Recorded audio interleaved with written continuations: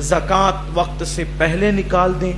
अब वक्त तो आ ही गया, वक्त से पहले क्या, पहले अशरे में ज़कात निकाल दें, जितनी भी अल्लाह तौफीक दे ज़कात निकाल दें, पहले निकाल दें ज़कात, ताकि जिनको ज़कात मिल जाए, जिनको ज़कात मिल जाए वो लोग त्यौहार की तैयारी कर लें, कपड़े खरीद लें, इफ्तार और सहरी के अखराजात उनके पूरे हो जाएं। मैं यहाँ बस बात ख़त्म करते करते एक पैगाम छोटा सा देना चाहता हूँ कि मालेगांव में आजकल जो ज़कात देने की एक नुमाइशी सिस्टम ईजाद की गई है, मुझे उससे सख्त तकलीफ़ है और मैं चाहता हूँ कि लोग इस पर तवज्जो करें। आजकल जो ज़कात दे रहे हैं ये नाम निहात सेठ लोग, इनके घर के आंगन में कतार लगती है और कतार लगाकर पहले ये टोकन देते हैं, टोकन, और फिर उसके बाद टोकन ले जाओ कतार लगा के, ताकि पूरे मोहल्ले में चर्चा हो कि फलां सेठ साहब ज़कात बांट रहे हैं। फिर वो टोकन लेकर के आओ, फिर 50-50 और 100-100 रुपये लेकर जाओ। ये कोई ज़कात भी? और फिर इस तरीके से पहली बात तो नुकसान उन सेठों का भी है और गरीबों का भी है। नुकसान सेठों का ये है कि अगर आपने मुस्तहिक को ज़कात नहीं दी तो आपकी तो ज़कात ही अदा नहीं हुई। इस तरह ये जो कतार लगा रहे हैं आप टोकन के लिए, तो उसमें तो कोई भी आएगा, अवाम को तो अल्लाह का खौफ कहां रहा? अरे अवाम तो अवाम है, किसको अल्लाह का खौफ रहा? इल्ला माशाअल्लाह। तो कोई भी आएगा कतार में खड़े होगा, टोकन लेकर जाएगा। अब जो टोकन लेने के बाद 100 रुपया 50 रुपये जो आप दे रहे हैं, तो अब वो जो ज़कात है उसका वो मुस्तहिक नहीं है, वो तो अदा ही नहीं होगी ज़कात। तो ज़कात ही आपकी अदा नहीं होगी, आप नुकसान में पड़ेंगे, आप गुनहगार होंगे। तो फिर क्या करें? तो ऐसे अजनबियों को ज़कात नहीं दी जा सकती, बल्कि मुस्तहिक तक ज़कात पहुंचनी चाहिए। आप कहेंगे कि हम तो अल्लाह के नाम पे दे देते हैं, सदका अल्लाह के नाम पे महल में रहने वाले को भी दे दे तो अदा हो जाएगा, नफली सदका। लेकिन ज़कात आपको ढूंढ कर देना होगा मुस्तहिक को। और ये 100-50 वाली ज़कात का सिस्टम नहीं, बल्कि ज़कात इस अंदाज से दीजिए कि आपकी ज़कात से एक बंदे का रमजान शरीफ का त्योहार तो दुरुस्त हो जाए।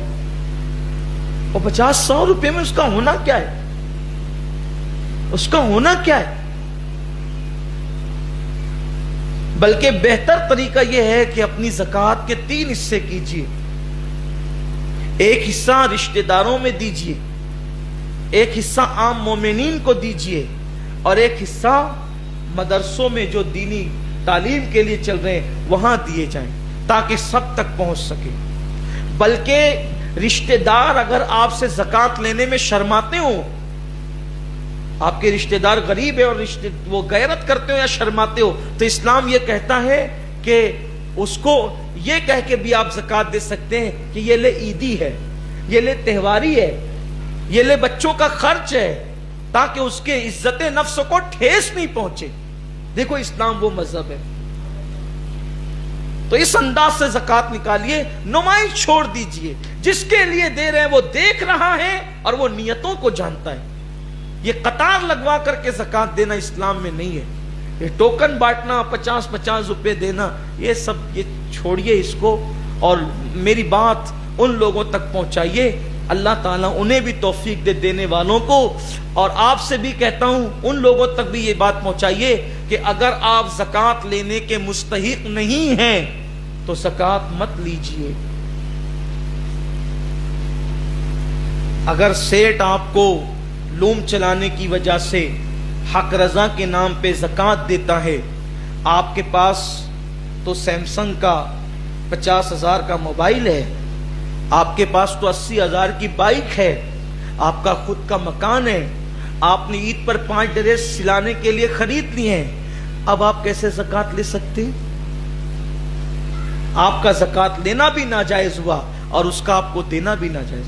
सेठ हक रजा के नाम पे ज़कात इसलिए दे देता है ताकि उसका पैसा बच जाए कि मजदूर को तो पैसा मिल ही रहा है और मेरा पैसा बच जाए, क्योंकि ज़कात तो किसी को भी देना है तो चलो मजदूर को दे दो। हर मजदूर ज़कात लेने के काबिल नहीं होता।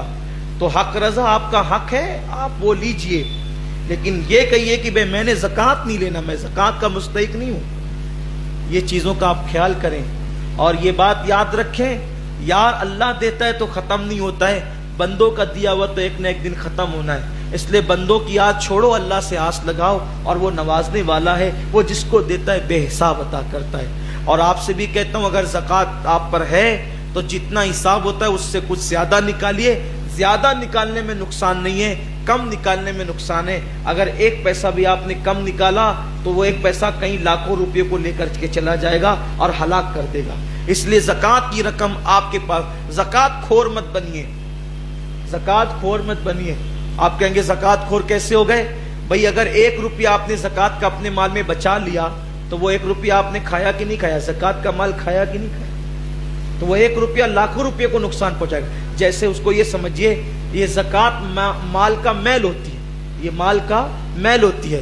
تو میلے چیز کو آپ صاف چیزوں میں رکھو گے تو بولو وہ اس کو میل لگائے گا کہ نہیں؟ یہ صرف سمجھانے کے لیے کرو، وہ میل لگائے گا کہ نہیں لگائے گا؟ تو ایسے ہی آپ کی رقم میں وہ زکوٰۃ کا پیسہ اب مال کی حیثیت سے، تو اس کو جلدی سے نکال دو اور پھر خوشخبری سنو۔ میرے آقا فرماتے ہیں جس نے زکوٰۃ دے دی اس کا مال اللہ کے قلعے میں محفوظ ہو گیا، اس کا مال اللہ کے قلعے میں محفوظ ہو گیا۔ تو جلدی سے نکال دو اور اپنے مال کو اللہ کے قلعے میں محفوظ کر لو۔ اللہ تعالیٰ سے دعا ہے کہ رب قادر و قدیر ہم سب کو عمل کی توفیق دے۔